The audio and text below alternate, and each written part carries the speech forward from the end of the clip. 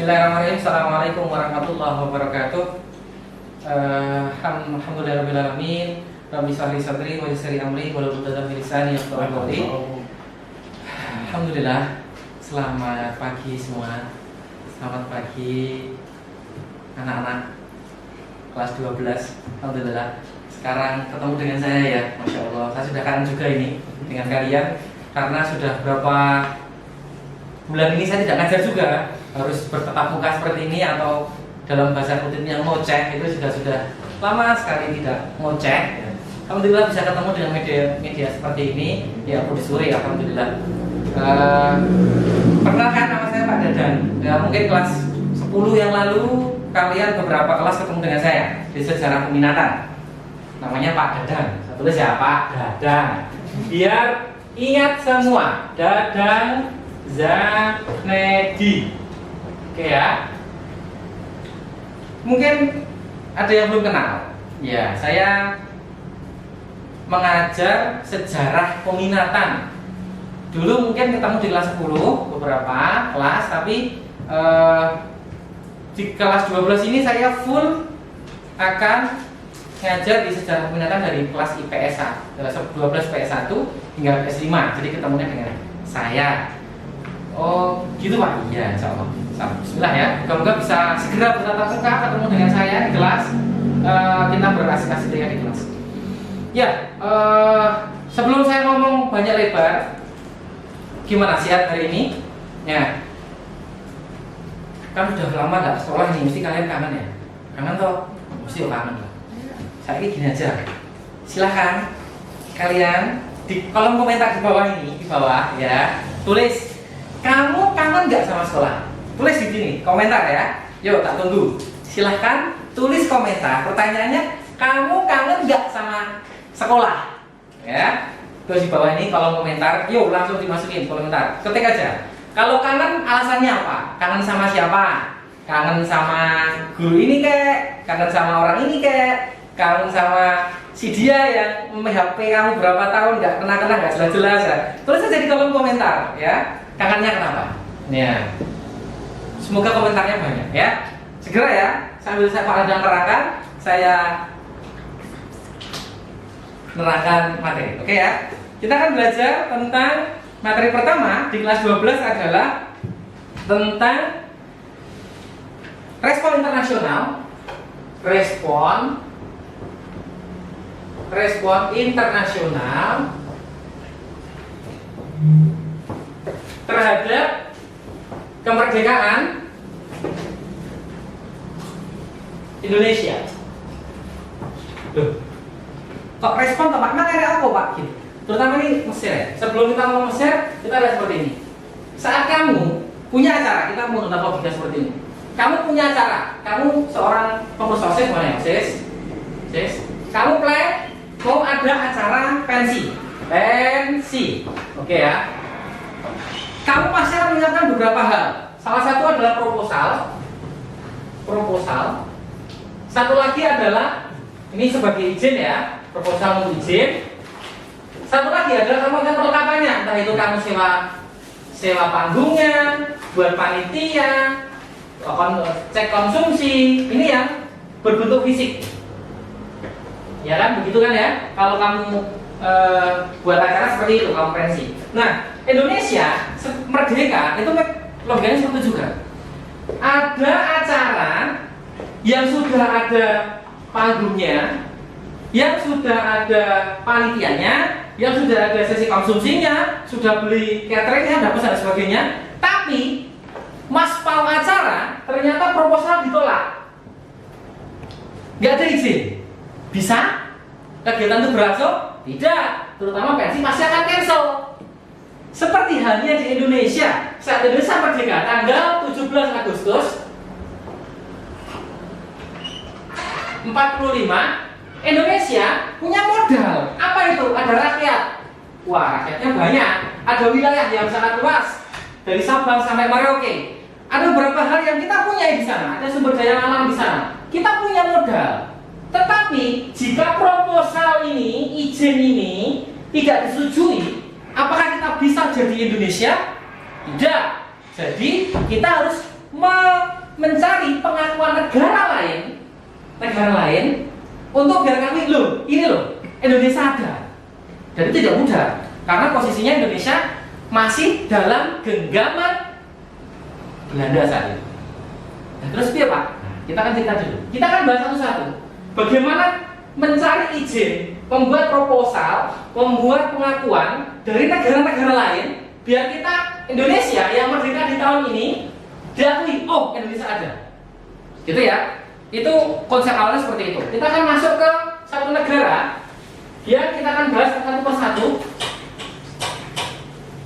Negara pertama adalah yang mengakui Indonesia, itu adalah Mesir.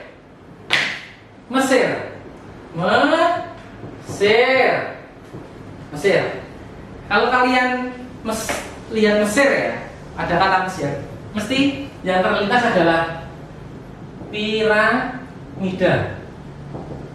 Iya ya, mesti ya. Ya. Terus yang kedua mesti kamu akan tahu Fir'aun. Mesti tahu itu. Nah, lalu mesti terlintas juga ada nama sungai besar di Mesir, namanya sungai apa? Sungai Nil. Mesir dulu. Kenapa? Padang pasir. Nah, oke.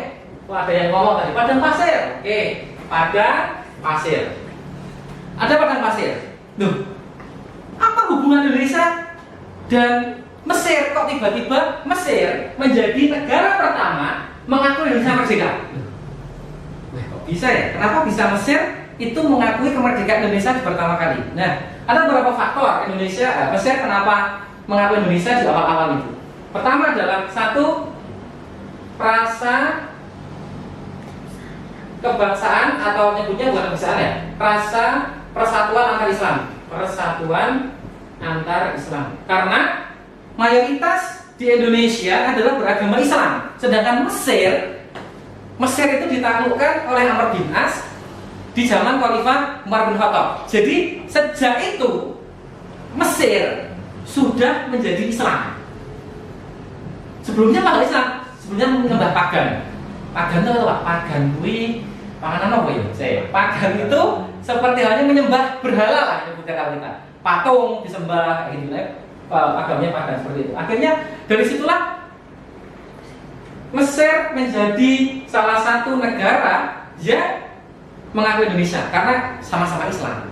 Satu itu. Kedua, banyak mahasiswa Indonesia di Mesir. Memang ada apa di Mesir itu mahasiswa kok? Indonesia di Mesir Pak? Iya, di situ ada universitas paling tua.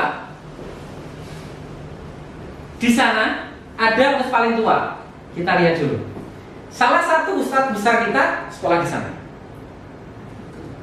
Coba ya, ada yang tahu ini? Kita cari ya. Bisa lihat sini ya. Oke. Ustadz Hanan. Nah, pasti kalian kenal ini. Maaf ya, lemot ini ting ting ting gitu. Ya, gini aja. Ustadz Hanan.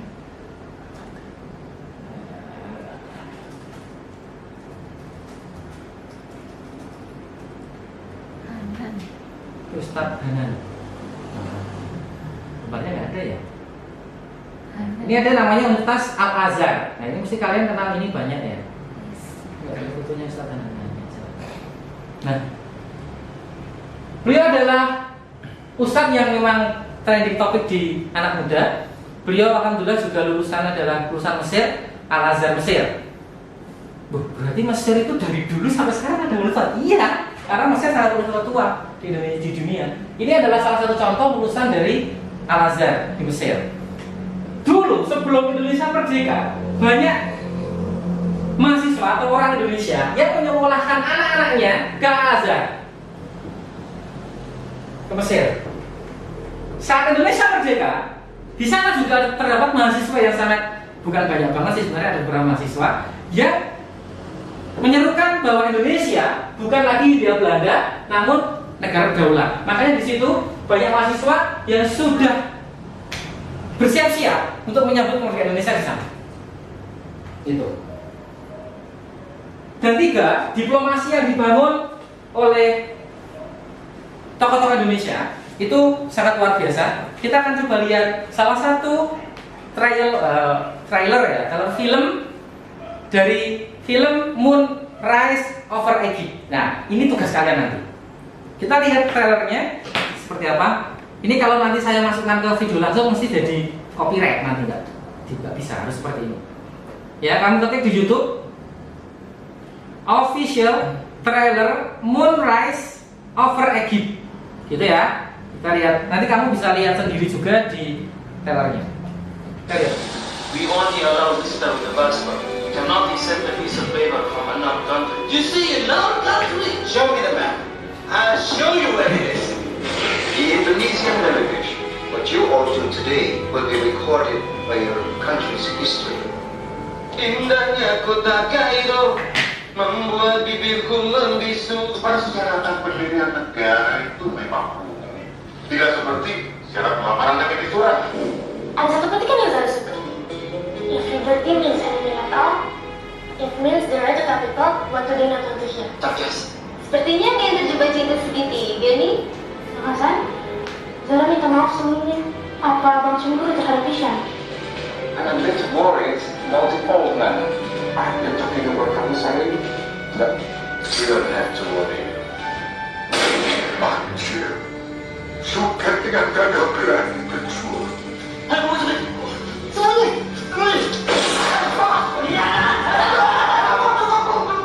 Saya harus menjaga tempat dia dari kemungkinan bersemayam pengkhianat. I am sure you don't want to get extra trouble, especially from my government and me.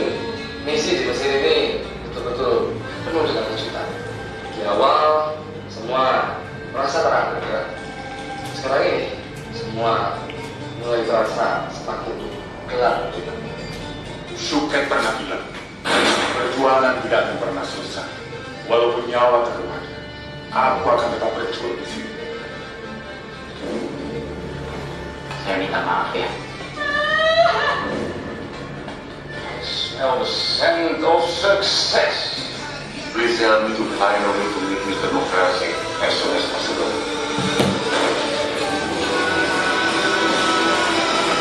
Why? Oke. Jadi tugas kamu sebentar ya. Ini adalah trailer Moonrise Over Egypt. Nah, apa yang menarik di film ini? Ini adalah true story. Salah satu true story yang difilmkan dan itu luar biasa.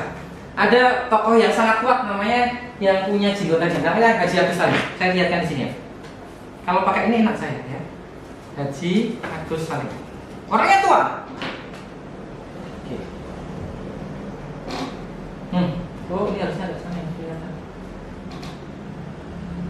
Dia adalah tokoh yang sangat kuat diplomasi kita ke Indonesia, Indonesia Mesir. Dia diberangkatkan dengan 4 orang untuk mencari dukungan ke Mesir yang saat itu kita belum terkenal, Indonesia juga belum terkenal. Kenalan mereka adalah kita adalah dari Hindia Belanda. Siapa beliau? Dia adalah pahlawan nasional.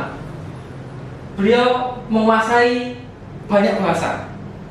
Salah satu cerita di film tadi, Moonrise Over Egypt juga, beliau ada satu fragmen yang luar biasa bisa kita contoh. Saat beliau ini ke Mesir dengan 4 orang, itu posisinya Indonesia itu belum siapa-siapa, belum ada yang tahu, belum banyak yang tahu. Mereka datang, kalau kita sekarang menggunakan paspor itu buku ya, itu buku kecil itu. Kalau masuk negara, kita dicek paspornya, kita dicek visanya. Itu juga sama. Tahun 46 mereka berkunjung ke Mesir, tapi anehnya berkunjung ke Mesir tidak menggunakan paspor. Datang ke imigrasi lah, dicek gitu. Cek datang gitu, beliau ngecek, didatang. Pas di imigrasi, kalau harusnya itu menyerahkan paspor bentuknya buku, Haji Agus Salim itu menyodorkan secari kertas. Dikasihkan secari kertas. Terus imigrasi bingung. Duh, ini cerita unik ya di balik Mesir ini. Kok bisa dibuka-buka? Ditanya Indonesia itu mana? Bayangkan menjawab pertanyaan itu susah loh. Orang yang tidak tahu Indonesia, terus kita belum terkenal, harus menjawab Indonesia itu mana? Negara Indonesia itu mana? Haji Agus Salim ini dengan sangat cerdas menjawab, luar biasa, ini pintarnya beliau. Yaitu jawabnya gini, apakah pernah berhaji? Ya.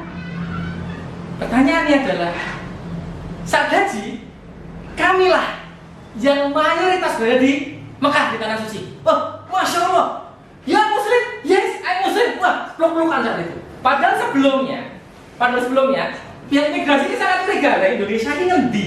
Kok paspornya saya lembar, kertasnya ini karpe piye? Pertanyaan, tapi saat sudah tahu bahwa Indonesia itu adalah negara atas Islam, beragama Islam, dan mayoritas memenuhi Ka'bah saat haji, akhirnya kita dimudahkan untuk datang ke Mesir saat itu. Walaupun kita negara baru hampir 1 tahun, lebih 1 tahun sedikit untuk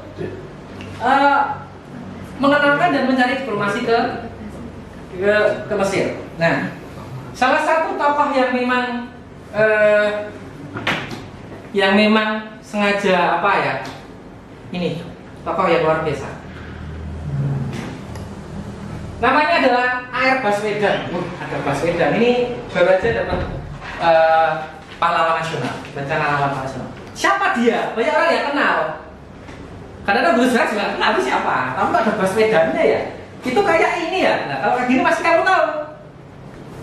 Nah, ini yang namanya Anies Baswedan pasti. Kalian pasti kenal ini. Wah ya, ini Gubernur Jakarta ini. Jelas, saya tahu Pak. Dulu Menteri Pendidikan dipecat, kan gitu. Oke lah, tahu. Oke. Kalau ini masih tahu nggak? Nah, siapa yang tahu? Ayo, siapa ini? Kayak payat Pak, kayak baca laut. Ya, ini adalah Novel Baswedan. Kalau tadi yang ini namanya Anies Baswedan, kalau ini namanya Novel Baswedan. Sama-sama Baswedan ya Pak ya? Ya. Tapi ini siapa Pak ini Pak? Ini saudara Bapak? Enggak. Ini adalah orang yang tidak sengaja disiram Bapak dengan air keras, karena sudah ditemukan tersangkanya, tapi dalam BAP katakan tidak sengaja menyiram air keras ya Allah. Jadi makanya mata saya buta. Dulu adalah penyidik KPK. Kenapa sangat luar biasa harus ditakut-takuti dengan air keras? Ini ceritanya subuh-subuh pulang dari sholat subuh, jalan dekat rumahnya ada kendaraan jalan, jadi ada air keras disiramkan ke wajah beliau. Ini sampai matanya buta ini, mata yang kiri buta. Dan tersangka alhamdulillah setelah beberapa tahun penyidikan ketemu tersangkanya. Dalam berita acara katanya sih, saya nggak tahu detail ya, tapi katanya sih tidak sengaja menyiram air keras. Ya semoga dapat berkah semuanya ya. Luar biasa. Lah ini hubungannya, ini berarti penyidik KPK. Ya ini dulu orang penyidik dari KPK. Lalu siapa? Nah ini A.R. Baswedan ini adalah, kalau tampaknya ini kayak Arab-Araban ya? Iya. Ini adalah kakeknya mereka berdua. Jadi Baswedan itu adalah orang yang memang, ini ada cucu nih, hadir. Cucu Baswedan, ada Gubernur DKI dan ada Novel penyidik KPK. Nah ini adalah salah satu orang yang bekerja luar biasa ke Mesir untuk menjadi diplomasi di Indonesia. Seperti itu.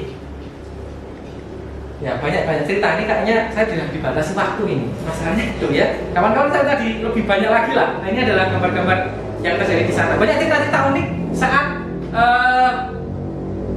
ini juga sampai nih lucu gitu. Ini satu aja. Ahmad Soekarno, kira-kira ini di mana? Ini ada jalan di Kairo, Mesir, Bayangno. Kairo Mesir, aduh ya, Kairo Mesir.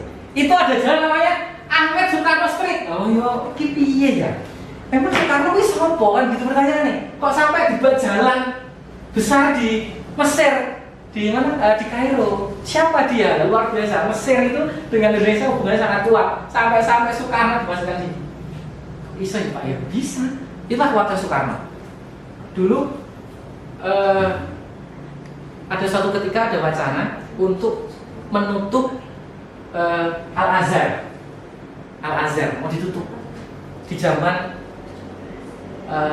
Gamal Abdel Nasir. Dia berencana menutup universitas terbesar tertua di sana, yang bisa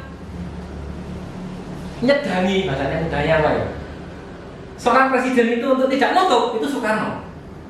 Bahasa Soekarno mudah. Itu lewat wartawan memang, tidak secara langsung ketemu.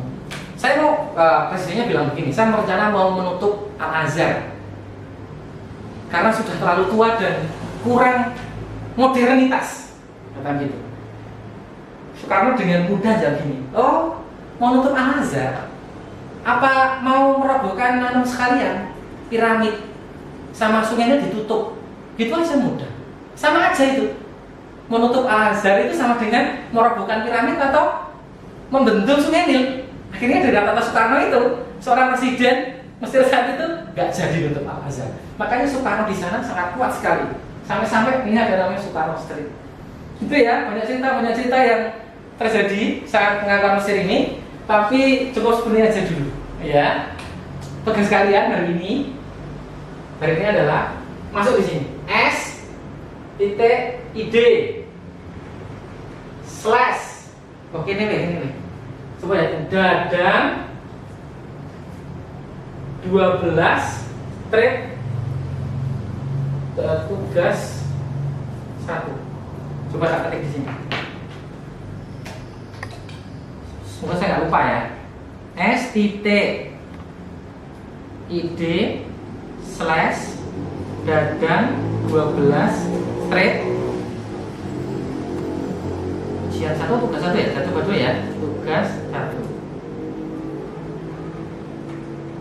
Maaf agak deleng. Oh ada. Nah, jadi masuk ke halaman ini S.id slash Dadang 12 strip tugas 1. Tugasnya kecil ya. Nanti bisa dilihat di link deskripsi ya, di bawah ya. Kamu masuk ini lalu mengisi tugasnya adalah resensi film di sini. Moonrise over Egypt. Jadi silahkan mencari tahu tentang film itu, yang terjadi bagaimana. Kamu tulis di sini di answer itu tentang resensi film Moonrise Egypt. Itu saja dari Pak Dadang. Insya Allah ketemu lagi di berikutnya. Mudah-mudahan bisa ketemu dan berkahnya. Bila ada salah kata saya mohon maaf. Sebenarnya banyak yang saya ceritakan tentang Mesir ini, pernikahan dan sebagainya masih banyak luar biasa. Tapi ya karena waktunya harus saya dibatasi waktu, mohon maaf sekali. Insya Allah ketemu lagi. Bila ada salah kata saya mohon maaf. Saya tunggu tugas-tugasnya, terutama tugas yang ini.